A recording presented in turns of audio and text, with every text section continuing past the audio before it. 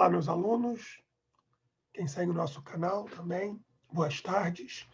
Vamos fazer aqui uma videoaula para a gente poder falar um pouco da Grécia, mas mais especificamente dessa vez falaremos de Atenas, cidade, estado grega, que se localizava na região da Ática e que a gente vai apresentar um pouco mais para vocês. Nós começamos nossas telas, né, compartilhando a parte alta da cidade, nós chamamos geralmente de Acrópole.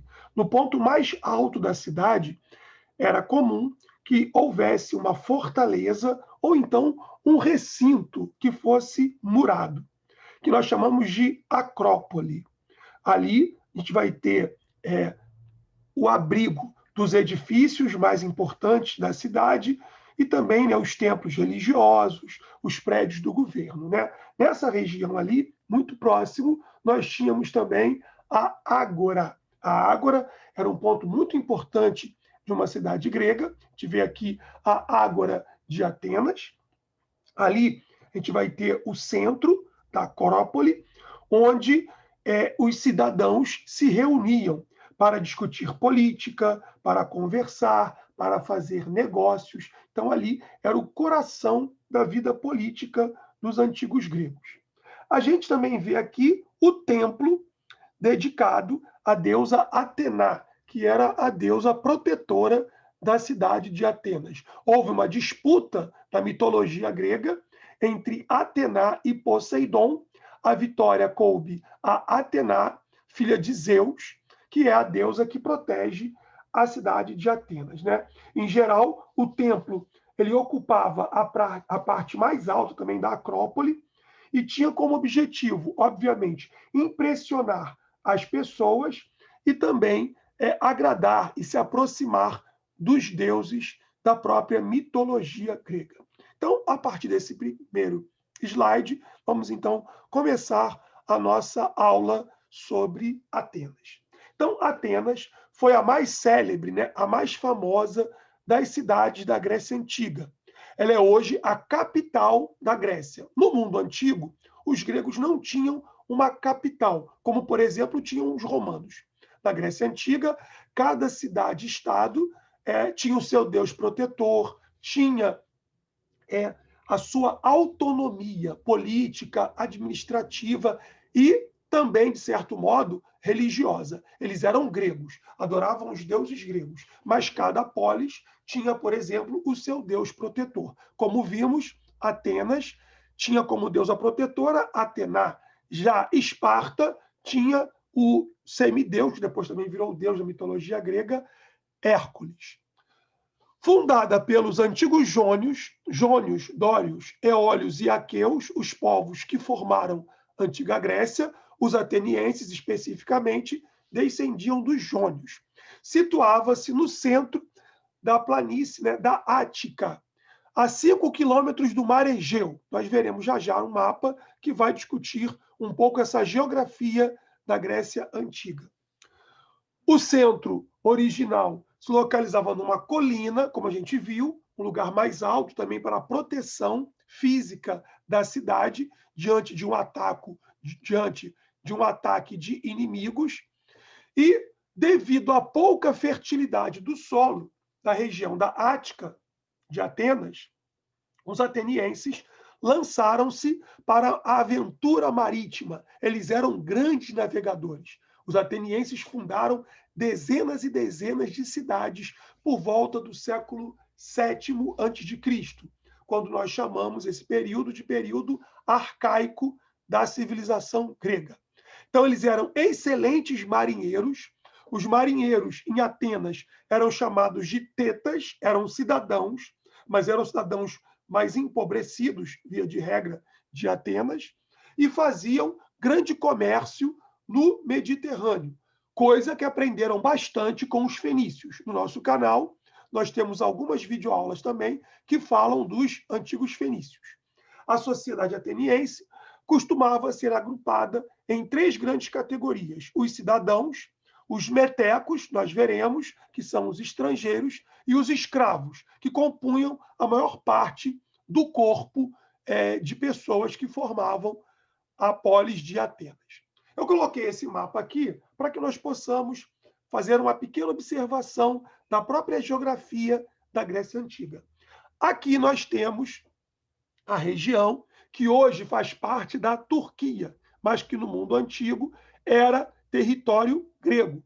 Era o que se chamava da antiga Jônia, né? Então, essa parte aqui, hoje, Turquia, é a região onde nasceu Tales de Mileto, Anaximandro, Anaxímenes e vários outros filósofos antigos gregos. Hoje, a Turquia, no mundo antigo, isso era Grécia também, tá bom? Era parte da Grécia que estava na região da Ásia, né? Da Ásia Menor, como nós chamamos hoje.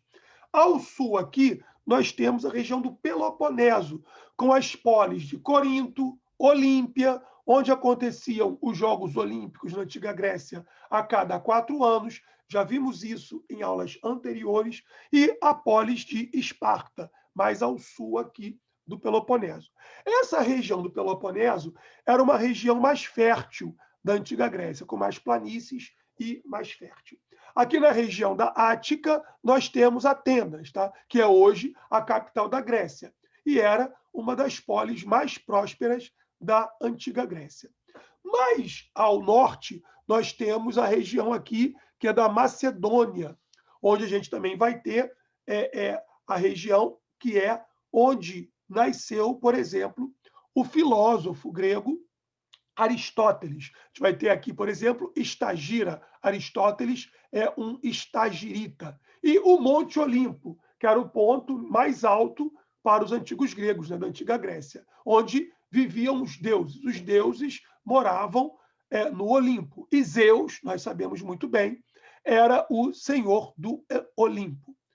Aqui nós temos a região do Mar Egeu e as ilhas, né, do Mar Egeu, as ilhas Cíclades, a ilha de Delos, Rhodes, onde tinha o famoso Colosso de Rhodes, uma das 7 maravilhas do mundo antigo. O Colosso de Rhodes foi construído depois que a população de Rhodes conseguiu vencer Demétrio I, expulsando, então, aquela guarnição, né, que era uma guarnição macedônia. Eles vão fazer uma estátua gigantesca em homenagem a o deus, né? A cidade de Rhodes vai fazer uma grande construção que vai ser chamado o Colosso de Rhodes, que vai ser uma das 7 maravilhas do mundo antigo. Essa construção era em homenagem ao deus Hélios, que é o deus Sol dos antigos gregos. Nós faremos no nosso canal uma videoaula discutindo as 7 maravilhas do mundo antigo. E usaremos para isso também um samba, Enredo da Beija-Flor, de 1981. Mas isso fica para outra aula do nosso canal. Também temos aqui o Mar Jônico, e se nós seguirmos um pouquinho mais para o oeste, nós teremos aqui a Magna Grécia, que não aparece nesse mapa. A Magna Grécia vai ser basicamente o que hoje nós conhecemos como o sul da Itália. Bom, a sociedade ateniense era dividida, como nós vimos, em 3 grupos, basicamente, né? O primeiro grupo, o primeiro estado ali, seria os cidadãos atenienses, homens adultos, maiores de 21 anos, que fossem filhos de pai e mãe. Não podia ser pai ou mãe, mas sim pai e mãe atenienses. Eles podiam ser ricos, podiam ser a classe média, chamados regularmente de pentaconsomedinos, podiam ser pobres, basicamente os tetas, os remadores, mas eles eram cidadãos atenienses. Grandes ou pequenos proprietários de terra. Geralmente, os atenienses mais ricos tinham casas mais amplas, mais largas, com um átrio, tinham uma casa dentro da região da Haste, ou seja, da cidade de Atenas, e também poderiam ter uma casa no campo. Os mais pobres não vão ter todos esses benefícios. Tinham direitos políticos, participavam da ágora, discutiam as questões políticas, podiam pedir a palavra, podiam fazer discurso. Obviamente que aqueles que não tivessem, por exemplo, um bom domínio da palavra, não teriam a ousadia de pedir a palavra numa assembleia grega, especificamente ateniense. Raramente os atenienses concediam um direito de cidadania a pessoas de outras cidades. É evidentemente que alguém que fosse filho de pai, geralmente, sobretudo pai, ou mãe ateniense, poderia até ter a reivindicação da cidadania, mas não haveria garantia de se lograr a cidadania, por exemplo, ateniense. Bom, o outro grupo era o dos metecos. Isso cai muito em concurso, fiquem atentos. Atentos, por favor. Os metecos eram os estrangeiros, pessoas que viviam em Atenas, mas que não tinham nascido na cidade. Via de regra, um filho de uma mãe estrangeira, um filho de um pai estrangeiro, era um meteco em Atenas. Eles não tinham direitos políticos, não poderiam participar das assembleias, não poderiam votar, não poderiam apresentar propostas políticas, coisas que eram muito importantes para os antigos gregos, mas podiam trabalhar, podiam fazer comércio, podiam inclusive ganhar dinheiro, obviamente, podiam se dedicar ao artesanato e etc. Obviamente que eles pagavam também impostos e, em certas épocas, poderiam ser convocados para o serviço militar, para ajudar a defesa da polis. E, por fim, os escravos, que eram, na verdade, a grande massa da população de Atenas. A sociedade ateniense, a partir do período arcaico e também no período clássico, lá por volta dos séculos 7, 6, 5, 4 antes de Cristo, ela era uma sociedade essencialmente escravocrata. Se nós tirássemos da sociedade grega a escravidão, a sociedade grega não se sustentaria, ou seja, ela dependia do trabalho escravo. E o escravo podia ser prisioneiro de guerra, comprado pelos comprados, né, juntos aos estrangeiros, podiam ser filhos de escravos, e durante um tempo houve também em Atenas a escravidão por dívidas, mas isso depois vai acabar em Atenas. Os gregos não vão admitir que você escravize um outro grego. Obviamente, houve exceções, mas a regra era que um grego não escravizasse um outro grego. Bom, na sociedade ateniense, os cidadãos eram algo em torno de 40 mil homens. Tem aqui o site que nós pesquisamos, as fontes.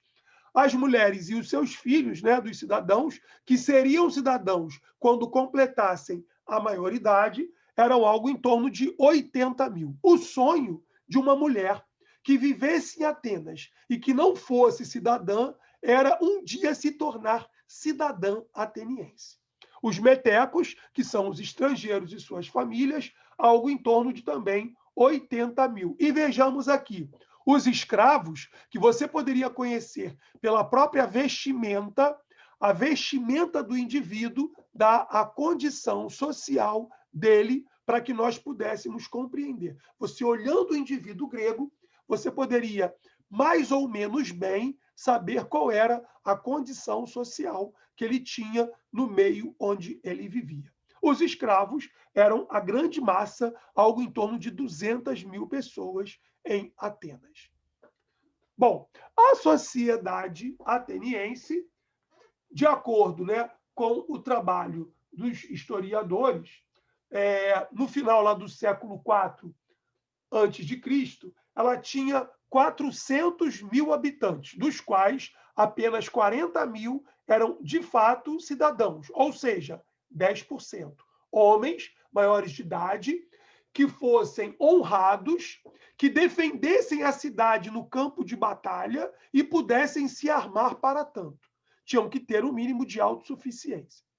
Calcula-se que uma família rica em Atenas chegava a ter 20 escravos. Aliás, o grego gostava de ter escravos, sim. Aristóteles vai escrever obras, por exemplo, em que ele vai defender a escravidão. Em Ética a Nicômaco, Aristóteles, que não é ateniense, já vimos aqui, ele era estagirita, mas viveu boa parte de sua vida em Atenas, ele vai escrever obras defendendo a escravidão. No mundo antigo, ter escravos era algo normal, coisa que para nós hoje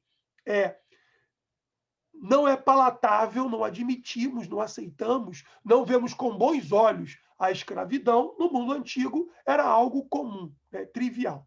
Os escravos urbanos estavam geralmente protegidos pelas leis atenienses. Não poderiam sofrer abusos, inclusive os seus próprios senhores tinham que dar uma alimentação razoavelmente digna para os escravos. Evidentemente, havia gradação entre os próprios escravos. Um escravo que trabalhasse nas minas de prata do Láurio tinha uma condição de vida bem pior do que um escravo doméstico que fosse enculturado, que falasse outras línguas, que soubesse ler e escrever, que fosse um homem culto. Aí o tratamento era evidentemente diferenciado entre escravos e escravos. Se o escravo, por exemplo, denunciasse o dono por maus tratos, o dono poderia ser obrigado a vendê-lo. Então, havia um tratamento. Embora o escravo fosse considerado uma coisa, essa coisa tinha que ter um tratamento, por vezes, digno dentro da sociedade ateniense. Bom, no que diz respeito às questões propriamente políticas, Atenas foi, durante um bom tempo, governada por uma aristocracia. A palavra kratos quer dizer governo, decisão, e aristói, melhores. Então, era, na verdade, um grupo fechado, seleto, de homens que tinham privilégios daquela sociedade, que eram considerados melhores do que os outros. No século VIII, para o século IX a.C., era basicamente assim que funcionava a sociedade ateniense e também as outras polis gregas. Os arcontes comandavam o governo da cidade. Apossando-se das melhores terras, das terras melhores para a agricultura, para o cultivo, inclusive entre os gregos, nós sabíamos também bem a condição social dos indivíduos, se ele tivesse ou não, por exemplo, animais de grande porte. Por quê? Para que você pudesse criar vacas e cavalos, por exemplo, tem que ter uma terra, um local que dê para alimentar aqueles animais de grande porte. Então, os mais pobres não tinham terra o suficiente para poder cuidar de animais de grande porte. Então, ter cavalos é sinal de status naquela sociedade. Mostrava que você era um homem rico. Além disso, eles emprestavam dinheiro a pequenos proprietários, que, quando não conseguiam pagar o que deviam, perdiam, inclusive, a sua liberdade. Tornavam-se escravos, ou seja, havia escravidão por dívidas, até que um administrador, um político grego, um legislador grego, vai proibir que isso acontecesse em Atenas. Solon proíbe que houvesse em Atenas a escravidão por dívidas. Esses homens mais ricos eram chamados de eupátridas, belos, nobres, bem-nascidos. Bom, como havia abuso dos mais ricos explorando os mais pobres, e isso também foi motivo, cai por vezes em concursos vestibulares, das navegações gregas. Os mais pobres, privados da terra, da posse da terra e de alguma dignidade, buscavam terras em outros lugares. Por isso que a gente vai ter uma expansão marítima pelo século VII, pelo século VIII a.C. Mas as leis para evitar tais abusos foram surgindo, né? E Drácon, um legislador ateniense, vai impor as leis draconianas. Ele vai estabelecer em Atenas as leis escritas. Antes, a lei era consuetudinária, ou seja, a lei era oral. Com Drácon, a lei passa a ser escrita. Isso diminui, não resolve, mas diminui os abusos de autoridade. Se a lei é oral e eu tenho apreço maior ou menor por uma pessoa, eu posso julgar com mais rigor ou não um indivíduo do que outro. Com a lei escrita, o cidadão, conhecedor da lei, sabedor da lei, ele pode reivindicar a lei escrita e no tribunal ateniense ou de outra polis grega fazer a sua própria defesa. Então, as leis escritas foram um avanço político na Grécia. E em Atenas será com Drácon. E depois Solon vai proibir, a gente verá aqui, um avanço, né, na política ateniense, a proibição da escravidão por dívidas. Um ateniense, um grego, não pode escravizar um outro grego por dívidas. Tais reformas fizeram parte dos avanços que vão fazer com que a sociedade ateniense vá caminhando rumo à democracia. A democracia, então é bom que nós percebamos, não aconteceu em Atenas de uma hora para outra. Houve um processo de construção e estabelecimento de uma democracia. E as leis draconianas, como nós podemos ver aqui, foram importantes para tanto. E aí a gente bota aqui Solon, que vai proibir, como vimos, né, a escravidão por dívidas, e aí a sociedade ateniense caminhando para a construção de uma democracia. Nós sabemos que a democracia é uma invenção dos gregos. Demos, povo, do grego. Kratos, decisão. Então, numa democracia, em última instância, as decisões mais importantes cabem ao povo. Seguindo, Clístenes e Péricles. Bom, na Atenas, caminhando para a sua instituição democrática, a gente vai ter a importante figura de Clístenes, que governou Atenas por 3 anos, entre 510 e 507 a.C. Ele aprofundou as reformas de Solon, como nós vimos aqui, cujo princípio básico dizia que todos os cidadãos têm o mesmo direito perante as leis, o que nós chamamos de isonomia. Nomos, lei. Iso, igualdade. Igualdade diante da lei. E depois os gregos também vão instituir a isegoria, a igualdade no direito à fala. Todo cidadão ateniense, numa assembleia, podia pedir o turno, fazer o seu discurso, defender as suas ideias diante da polis. Tá? E também a isegoria, isonomia e a isocracia. A isocracia era a igualdade no direito do voto. O voto do Clístenes vale 1, o voto de Péricles, que a gente vai ver aqui, uma figura emblemática na Atenas do século V, também vale 1. E o voto de um homem da classe média, um pentaconsomedino, vale 1. O voto de um teta, um simples marinheiro, também vale 1. E aí a gente vai ter a organização da igualdade entre os cidadãos atenienses. A isonomia, a isegoria e a isocracia. Lembrando que a isocracia é a igualdade no direito ao voto. Bom, sabemos, já vimos que os metecos não têm esses direitos, mulheres também não têm. As mulheres eram cidadãs, podemos dizer isso, porque os filhos dos cidadãos atenienses são filhos se a mãe também for ateniense. Então, a mãe tem uma cidadania, sim, porém, isso é muito discutível entre os historiadores. Via de regra, se diz que as mulheres eram cidadãs, mas eram cidadãs menores. Agora, escravos e os metecos definitivamente não eram cidadãos, estavam excluídos da vida democrática. Pensando por aí, as mulheres também não seriam cidadãs. Então, a questão da mulher aqui é complexa, mais complexa.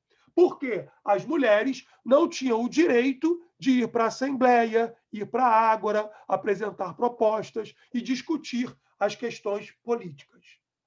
Bom, o órgão, né, que vai... temos aqui também, né, se dizer que apenas um grupo restrito de cidadãos podia participar da Assembleia, a Eclésia, que é a Assembleia do Povo Ateniense, que aprovava ou rejeitava as propostas que eram discutidas e depois votadas pela Assembleia na Ágora. A democracia ateniense era uma democracia elitista e excludente, excluía muitos, inclusive homens covardes, tá? Bom, era também uma sociedade patriarcal, porque as mulheres não tinham os direitos que os homens tinham, excluía as mulheres, inclusive, e também escravista, já vimos aqui, porque dependia do trabalho escravo para a sua própria existência. O órgão que elaborava os projetos e fazia, né, de fato, aquilo que ia ser apresentado no conselho, era um conselho dos 500, que eram 500 cidadãos. 50 de cada uma das 10 tribos de Atenas, que eram sorteados para o cargo anualmente. Claro, obviamente, dentre os cidadãos de Atenas. Os projetos eram aprovados pela Assembleia do Povo e executados pelos estrátegos, que era uma espécie de chefe que tinha um governo com um mandato de 1 ano. Em época de guerra, esses estrátegos também vão comandar os exércitos atenienses nas batalhas. Péricles foi também estrátego de Atenas. No século V a.C., nós teremos a figura de Péricles, que viveu entre 499 e 429 a.C.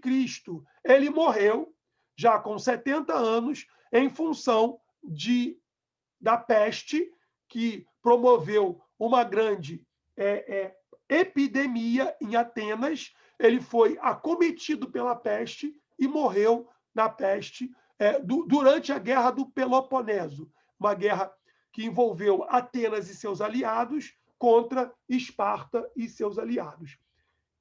Isolados, ilhados dentro da cidade, a peste acometeu a cidade de Atenas e Péricles foi acometido por ela e acabou morrendo. Bom, o Péricles ele fez uma série também de reformas, a construção do Partenon, por exemplo, das muralhas de Atenas. Ele vai dar um soldo para os cidadãos atenienses. Então, Péricles foi uma figura emblemática na história de Atenas. Tá? Por isso que se diz comumente que no século V, na época clássica, foi chamado de o século de Péricles, porque Péricles foi uma figura absolutamente importante da polis ateniense, a tal ponto que o historiador Tucídides vai escrever um texto que nós encontramos no livro A História da Guerra do Peloponeso, historiador Tucídides, que faz alusão a Péricles. E no texto, Péricles, nas palavras de Péricles, a gente vê um elogio à democracia de Atenas e, ao mesmo tempo, uma crítica à principal rival de Atenas, que era Esparta. A gente pode ver, inclusive, aqui no texto, algumas passagens que mostram como os atenienses vão ter uma educação, uma vida ligada à alegria, segundo o estratego, o grande general Péricles, que por muito tempo governou Atenas. Eu vou ler com vocês apenas um pequeno trecho aqui no primeiro parágrafo. Somos uma democracia, governo em que a decisão é do povo, porque a administração pública depende da maioria. A maioria decide, vence numa democracia. E não de poucos. Esparta era uma oligarquia, onde poucos mandavam. Aqui já pode ter uma crítica clara a Esparta. Nessa democracia, todos os cidadãos são iguais perante as leis. Para resolver os conflitos particulares, você vai para um tribunal e defende as suas ideias, por exemplo, inclusive se você fosse acusado. Mas, quando se trata de escolher um cidadão para a vida pública, o talento e o mérito, reconhecidos em cada um, dão acesso aos postos mais honrosos. Então, se você é um homem mais honroso, que defende melhor a sua polis, que tem uma boa argumentação, tem uma boa retórica, tem um bom discurso, você vai ter proeminência pela sua arte e capacidade de falar bem. Nossa cidade institui muitos divertimentos para o povo. Temos concursos, festas e cerimônias religiosas ao longo de todo o ano, e de fato tinham. Né? Em Atenas, Péricles financiava para que o cidadão fosse ao teatro assistir às peças de Ésquilo, Sófocles, de Eurípides, ou às comédias de Aristófanes. Largava-se o seu campo, seu trabalho na agricultura, e o governo pagava para que o cidadão fosse ao teatro, inclusive para se instruir. Isso tudo nos traz prazer de viver e afasta de nós a tristeza. Então, aqui a crítica. Ao contrário de outros povos que impõem aos seus jovens exercícios penosos, nós educamos a juventude de maneira bem mais liberal e amena. Isso é uma clara, evidente crítica a Esparta. Bom, por fim, a gente pode fazer uma pequena comparação entre a democracia grega e a democracia que nós vivemos hoje. Por mais que a democracia brasileira tenha uma série de problemas, nós vivemos ainda numa democracia. E, no caso de Atenas, o que nós tínhamos? Uma democracia direta. O cidadão ateniense ia para a ágora, ia para a praça pública, apresentava propostas, discutia propostas, se fosse o caso, tivesse argumentos para tanto, pedia o turno, defendia uma proposta ou não, ou questionava uma proposta e depois votavam, né? Sabendo que cada voto de cada cidadão valia um. O que nós temos hoje é uma democracia indireta, representativa. A dos gregos era direta, nós não. Nós votamos num representante e esse representante, bem ou mal, vai governar, aspas, né, nos representando, ou não. Bem, vimos aqui, né, a democracia grega era direta e a nossa não.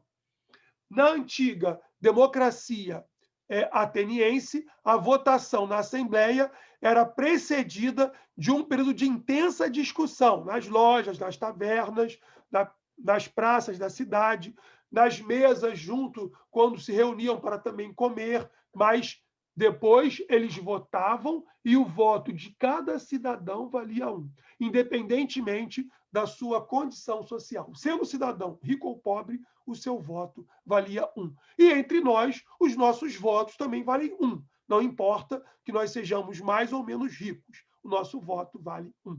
Tá? Bom, essa foi nossa aula, discutindo um pouco aqui a Grécia Antiga, mais especificamente a polis de Atenas. No final, nós temos alguns exercícios para que vocês pratiquem, façam, para exercitar o que nós discutimos aqui, e nós continuaremos com outras aulas, faremos algumas aulas mais específicas, como prometi a vocês, sobre as 7 maravilhas do mundo antigo.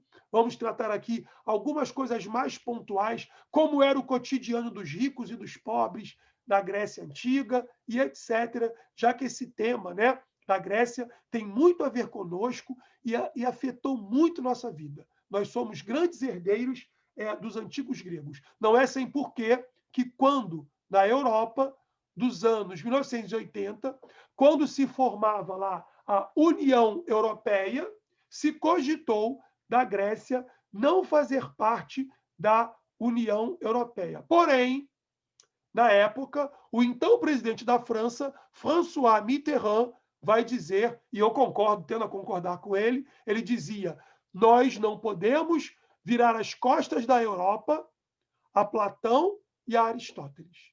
Tamanho é o legado que os gregos deixaram para nós ocidentais.